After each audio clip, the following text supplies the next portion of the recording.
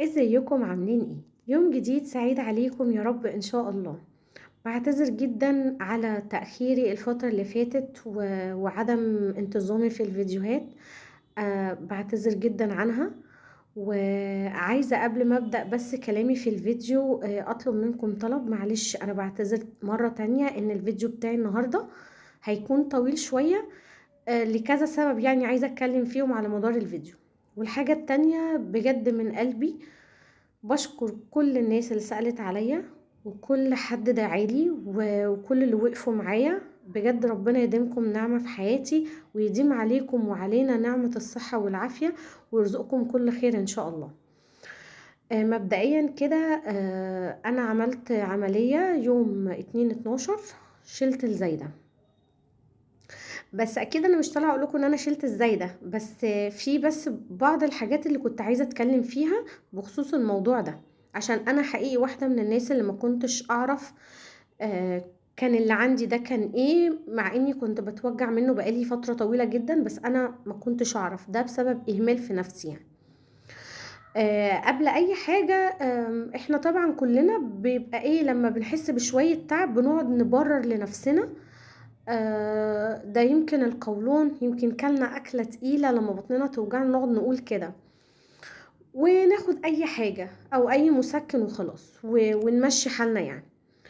أو مثلا لو جالنا وجع كده في جسمنا أو في رجلينا نقعد نقول يمكن مجهود زيادة، فناخد مسكن برضو أو أي حاجة تمشي معانا.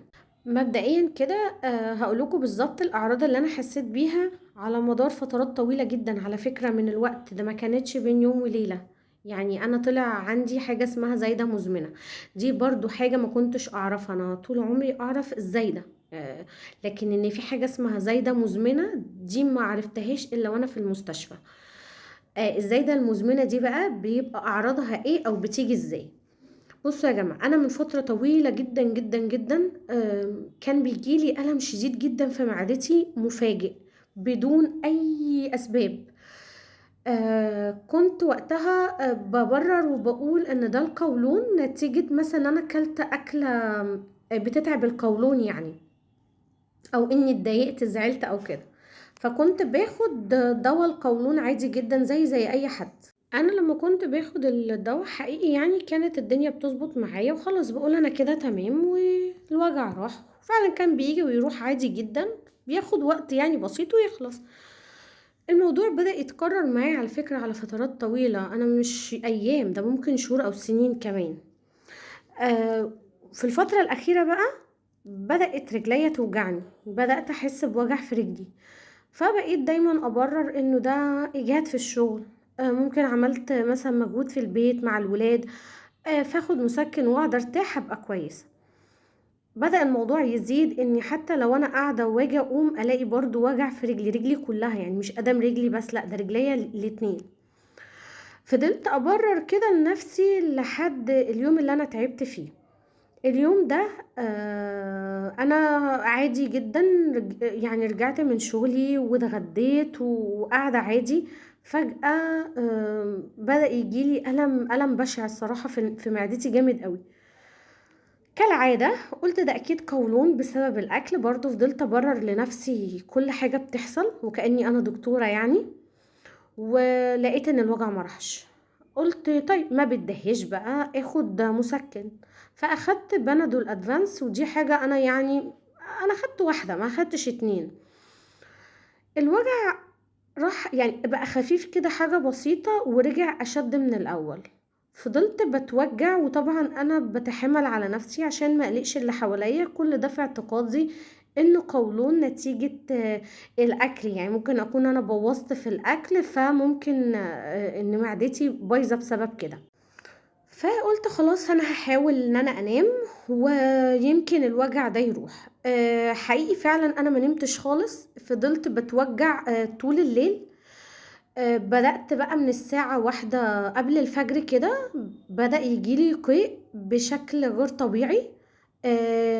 الوجع بدل ما كان في جزء واحد ده بقى واخد بطني كلها. وبدأت بطني كمان انها تنتفخ، يعني بطني اتنفخت. انا كان يعني مش عارفة هي اتنفخت حتى من ايه. فضل عندي القيء ده لحد الساعة 3:30 الصبح، و... والألم شديد جدا. لحد بقى بصراحة ما انا ما قدرتش اتحمل اكتر من كده، يعني انا قعدت 11 ساعة مستحملة الوجع على اساس ان هو قولون، وبس عمالة اقول يعني انه الوجع زاد المرة دي قوي. بالفعل الصراحة يعني نزلت جري، رحت المستشفى. زوجي واولادي خدوني على المستشفى. دخلت الطوارئ برضو، حكت لهم ان انا ممكن اكون بس كان في توم في الاكل فهو اللي عمل لي نفخة البطن والقولون وكده، وانا كل اقتناعي ان ده قولون. بس انا كان احساسي ان انا هدخل المستشفى على الاقل مش هخرج في نفس اليوم، لان كانت حالتي كانت صعبة قوي، وكان شكل بطني بشع الصراحة. ربنا يعافيك ويعافينا بإذن الله. فعلا لما دخلت الطوارئ الصراحة هم يعني أسعفوني بسرعة، وحتى هم علقوا لي مسكن في المحاليل، وبرضو الألم ما راحش. فبدأوا ان هم بقى يعملوا لي سونار على المعدة وعلى الحوض عشان يعرفوا سبب النفخة وسبب الألم ده ايه. بالفعل خدوني فعلا، راحوا بيا بسرعة ان انا اعمل السونار جوه المستشفى، وعملت السونار، وحقيقي كانت نتيجة السونار مش احسن حاجة خالص ولا الطف حاجة. فالحمد لله. برضو قلت ايه ده من القولون، يعني انا كان عندي اقتناع مش فاهمه انا كنت جايباه منين ان انا عندي القولون، انا مش عندي الزايده. لما رجعت تاني على الطوارئ سحبوا مني بقى عينة دم وحطوني تحت الملاحظة، وقالوا لي ان انا هنتظر معاهم تحت الملاحظة كده لمدة ساعتين لحد ما النتيجة بتاعة التحاليل بتاعتي تطلع، وبناء عليها يقرروا ويقولوا لي بالظبط تشخيصي ايه. بالفعل فضلت قاعدة تحت الملاحظة ومش عايزة اقلق اي حد من اهلي خالص، لحد بقى ما جالي الدكتور وقال لي ان انا الزايدة عندي تضخمت بشكل كبير جدا، وعملت لي مشاكل في عصارة المعدة، وحصل لي شوية التهابات، وان الزايدة هتنفجر، فلازم ادخل جراحة دلوقتي، يعني حتى مش هينفع يستنوا عليا بالليل، لان طبعا انا يعتبر كده جايه لهم صايمه، لانه ما اكلتش حاجه من قبلها بسبب التعب اللي جالي من الساعه 6 المغرب فلحد الصبح، فبالنسبه لهم انا كده صايمه، حتى الميه ما كنتش شاربه. فبالفعل يعني انا وقتها بصراحه انا كنتش عايزه اعملها، بس انا بحمد ربنا ان انا عملتها. انا كنت ولادي كانوا معايا، وكانوا ممنوعين كمان ان هم يدخلوا لي، هم اطفال صغيره. كنت اكيد قلقانه عليهم وكنت خايفه عليهم. دي كانت اول عمليه جراحيه انا اعملها في حياتي. انا دخلت العمليات مرتين بس كحاله ولاده، لكن اول مره في حياتي كلها ان انا اعمل عمليه. حتى الحمد لله رب العالمين انا ما عملتش اللوز يعني ولا دخلت عمليات. فكلمه عمليه بصراحه خضتني وقلقتني، وقلقت طبعا على ولادي. بس كل اللي انا عملته ان انا خرجت، سلمت بس عليهم ويعني كان لازم يعني هم يمشوا من المستشفى. وبعدها بقى اخواتي يعني كانوا معايا، لانه خلاص كان كله عرف، لانها كانت جت مفاجأة للكل. فخلصت اجراءات الدخول المستشفى، والحقيقة فعلا كل حاجة الحمد لله وسبحان الله خلصت بسرعة. يا دوب طلعت بس استلمت الغرفة بتاعتي، هوب نزلت على العمليات على طول. انا يعني اللي هو فعلا ما كانش ينفع يستنوا عليا لحظة تانية، يعني الحمد لله اللهم لك الحمد. يعني انا كانت حالتي متأخرة قوي، وكانت الزايدة ممكن تنفجر في اي لحظة. فطبعا نزلت العمليات، والدكتور شرح لي حالتي كلها اللي انا حكيتها لكم، وقال لي ان انا نسبة كرات الدم البيضاء كانت عندي 14,000 في وقت العملية يعني. فانا لازم ان انا اشيلها، وان انا عندي الزايدة دي من زمان، بس كانت بتيجي الوجع ويروح، بس المرة دي هي على تك على الانفجار، يعني هي مش انها زي كل مرة. فشرح لي يعني ايه بقى زايدة مزمنة، وانها عندي يعني. دخلت العمليات فعلا، دخلت على الساعة 2، عملتها تقريبا على الساعة 2:30 وطلعت على الساعة 6. اكيد طبعا يعني ما كنتش فايقة خالص لحد تاني يوم، ما كنتش عارفة فوق من البنج يعني. فايقة ودريانة باللي حواليا، بس راسي ما كنتش قادرة اصحى خالص يعني. بصراحة التمريض كان قايم بشغله على اكمل وجه للامانة. و... وانا خدت علاجي لحد وخرجت تاني يوم من المستشفى لحد ما اطمنوا عليا، حتى قبل ما اطلع ضغطي وطي شوية فما خرجونيش، استنوا لحد ما كل حاجة ظبطت وخرجت. لحد كده حلو زي الفل وتمام، وكان الدكتور كاتب لي على حاجات معينة اكلها، وبالفعل كنت باكلها، يعني اللي هو جيلي مهلبية ما كنتش باكل، او يعني يعتبر قعدت 3 ايام يعني من غير اكل. آه اليوم بقى اللي هو يوم الاربع بدأ يجيلي دوار شديد قوي، دوخة انا مش عارفة سببها، يعني كأني محطوطة في غسالة وبيلفوها جامد.